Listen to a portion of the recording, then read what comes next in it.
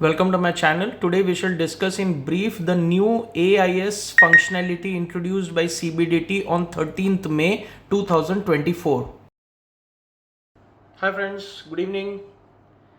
On 13th May 2024, मतलब 2 दिन पहले, the CBDT, the Central Board of Direct Taxes, has released a new functionality in the income tax e-filing portal. नवंबर 2021 में वो annual information system का details launch हुआ था ई filing portal में, जिसके तहत या दौरान आपको पता चलता है कि साल भर में आपने कौन से ट्रांजैक्शंस अंडरटेक किए और क्या आपको इनकम टैक्स रिटर्न में फाइल करना है। मिसमैच हुआ तो आपका स्क्रूटिनी या नोटिस इशू होता है। तो एआईएस 2 हिस्सों में बांटा गया था।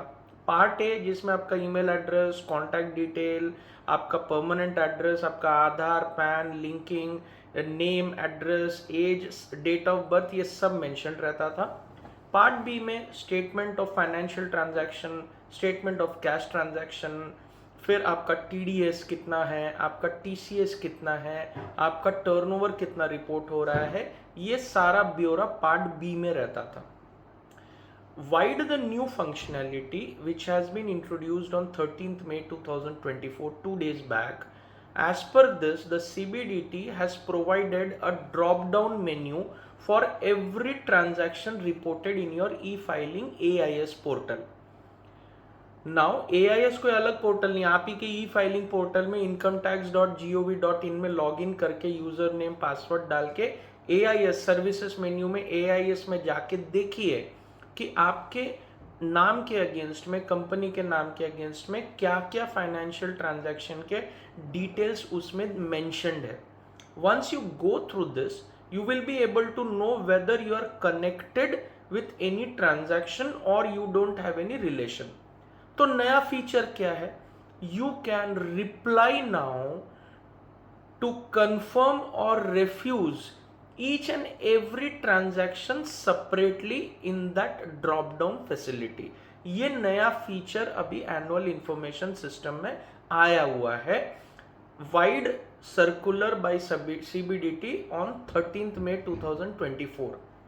अब आप जैसा रेस्पॉन्स करेंगे, इमीडिएटली डिपार्टमेंट जिसने ये फाइल किया है, जैसा आपका कोई टीडीएस काटा है सैलरी पे, पर आपको कोई सैलरी तो है नहीं, आपको प्रोफेशनल रिसीट है, तो XYZ कंपनी को ऑटोमेटिकली वो रिप्लाई जाएगा आपका कि आपका एक्सप्लेनेशन क्या है वो ट्रांजैक्शन के लिए, या तो वो अपना रिप्लाई फाइल करेंगे या इसको करेक्ट करेंगे, तो आपका AIS जस्टिफाइड रहेगा आपके हिसाब से। This is the new facility.